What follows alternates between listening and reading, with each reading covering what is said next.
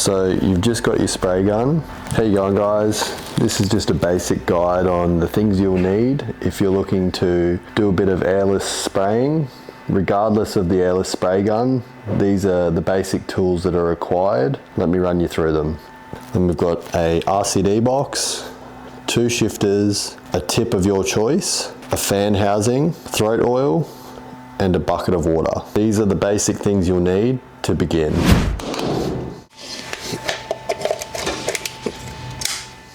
Before plugging your machine into power, ensure that the machine is in the off position and the PSI switch is all the way down.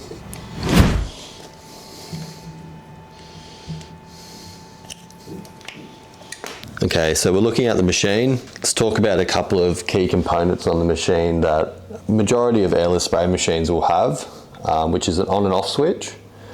We've got the pressure adjustment switch. We've got the prime and spray switch, which is here, and we've also got the gauge for the PSI up here. These are basically the main components that majority of machines will have and the ones we'll need to worry about. Alright, so now we got power to the machine. Let's talk a little bit about the handpiece. So on the handpiece we have the trigger, which is spray. We've got the safety mechanism here to hold the trigger from being pulled unnecessarily, on and off. So now what we want to do is we've got our housing compartment here. We want to put this on the end of the gun with the spray component where you put the tip in horizontal. That's personally, I guess it depends on the spray application and how you're using it, but that's personally how I like it. So I just do this up hand tight, and you can see now it's just there on the side. And obviously this is where the tip will go in. We'll get to that in a second when we get it all primed up and ready to spray. So I'm going to be doing this example with obviously a bucket of water.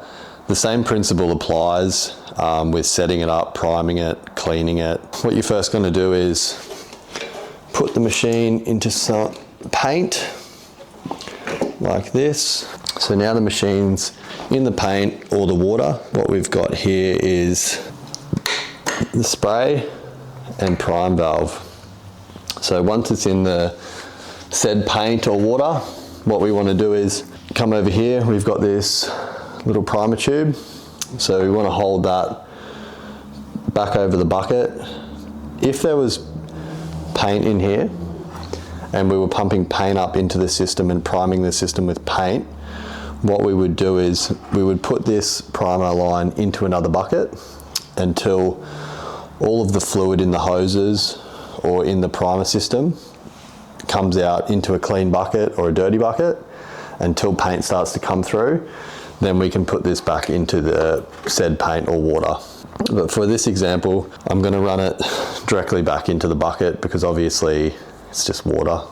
So what we would do is we'd flick the switch over to prime, which you'll see on here, crank the pressure up, and you'll hear these noises. Obviously I'm going to switch it on first, and you'll see the little on light come on.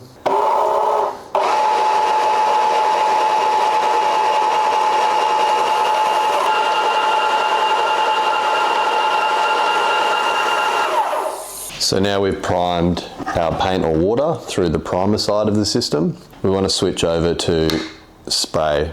So what this is going to do is very similar. So now we've primed through the primer. So now we're switching over to spray. We're going to be priming through the spray side, which comes out on the gun obviously. Got my gun here. Obviously switch off the safety mechanism. Maybe not so obvious to some people, but I always use the safety. So now we got everything ready to go. We've got the handpiece all set up. We've got the gun primed.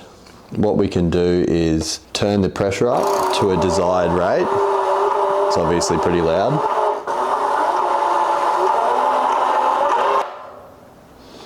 So you can see over here, just bring you a little bit closer. We've got roughly 2300 PSI. Obviously your desired PSI is going to vary anywhere from 1000 to 2200 depending on tip size and application. This part of the game is there's a bit of variation in discovery what's going to work for your application. So in my application in this scenario where I've got a 519 tip on, I would be spraying a roof. I would probably generally be looking anywhere between probably 1700 PSI to 2000, depending actually on a couple of things. A couple of the variables are whether it's very windy out, am I using a membrane or just a basic exterior paint? In this part of the scenario, there's a little bit of discovery in what you're going to need in terms of PSI for your application. I can give you a basic reference for PSIs, but depending on the gun, whether the tip is very worn out or not, the heat and the wind, this is a good stage to have a bit of cardboard or plastic to play around with and have a couple of goes and sort of see what sort of spray pattern you're getting. So I've drawn out a couple of examples here on this bit of paper. So this top one here, I've written low PSI or worn tip. So what you'll see if you have low PSI or a worn tip is an inconsistent spray pattern. So you'll have something that looks like this: a line on the outside, a solid in the middle, and a line on the outside. Or a line on the outside, a solid line. This is a good indicator for either low PSI, so you need a little bit more PSI, or your tip is too worn out. And at the bottom here, I've got correct PSI plus good tip, which will be a consistent spray pattern, which means you're good to go. A little bit of throat oil goes a long way. So the throat oil goes just in here, just needs a couple of squeezes, and this will keep the throat lubricated and stop it from seizing and doing more wear and tear on the pump than required. So a cool little feature about this Graco 695 Ultra Max 2, it actually has Bluetooth capabilities. You can see just here, this is the on and off / Bluetooth connectivity symbol. And on my phone here, if it'll focus, we can actually see how many liters, well, it's in gallons because it's American, that this machine has done and what PSI it's sitting at. So this machine's done a total of 949 gallons in its life, which is approximately, I've had it for 4 years. So that converts to around 3,000 litres, which is pretty good considering I've only done, I'd say minor actually, because I've only replaced the fan on the back.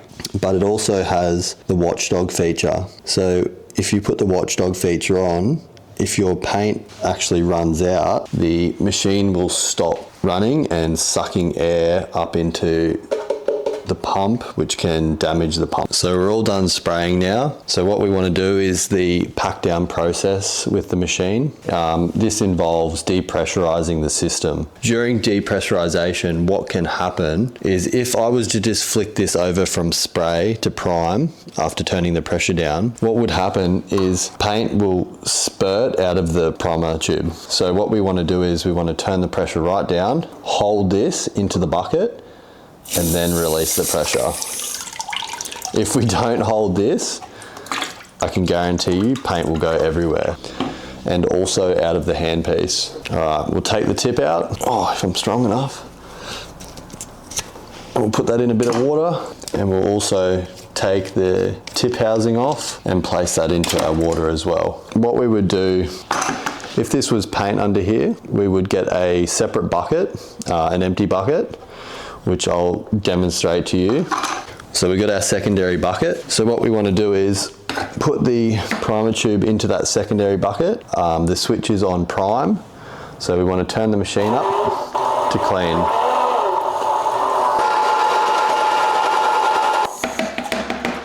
Okay, so once we have all the paint out of the line and back into our paint container, we want to switch this over to spray and then spray the gun into the paint bucket to rinse the water through the line in the spray side and get all the paint out of the line and all the paint back into our paint bucket. So we'll do that. All right, now all the paint's out of the line and we've just got dirty water running through the line and also running through the prime. What we got to do is a couple of rinse cycles. This is where the shifters come into play. So apart from just rinsing the prime line out and also the spray line, we want to clean our filters. That's the most important part in this process. If you want them to last a long time, you must clean your filters. So in the top here on this machine is a filter which comes off like this. And what I like to do is just get a clean bucket of water, rinse, rinse, rinse. I have a little toothbrush, an old toothbrush in my spray kit as well. I might just give it a bit of a scrub till that's all clean and put that back in there. So now we have our filter in our handpiece. So in this gun, we push down the safety, swing that around out of the way, and then we can turn the top off like that, and that will come off. And then we've got our handpiece filter just here. So this one you can see is a bit old and crusty, but she's still going. I rinse that in a bit of water, then pop it back in. Get the assembly screwed back on, and she's ready to go for next time. I just want to run you through what I actually keep in my own personal kit. A couple of backups and the main tools that I like to have on board to keep me out of trouble. So as you can see, I've got a nice collection of the fan assemblies. You never know. I've got some plumber's tape. I always keep this on me just in case, you know, something's not fitting just right and it just needs that bit of extra to get it sealed properly. I've got my Graco quick shot in there as well. A couple of spare filters.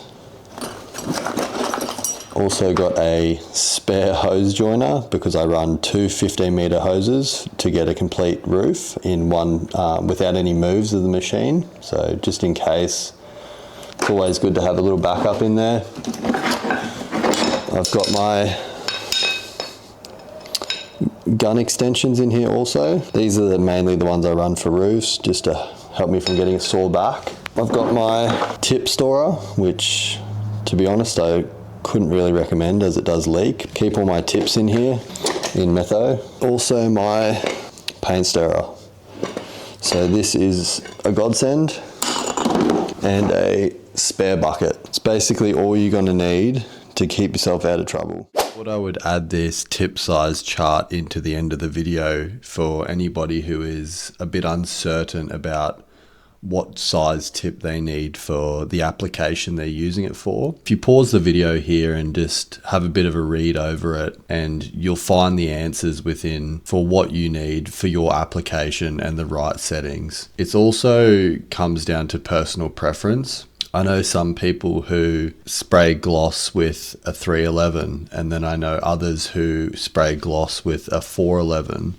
You know, it all comes down to personal preference at the end of the day. And I hope this video was somewhat informational and you guys learned something today, and maybe you guys can teach me something as well. Cheers guys, thanks so much for watching.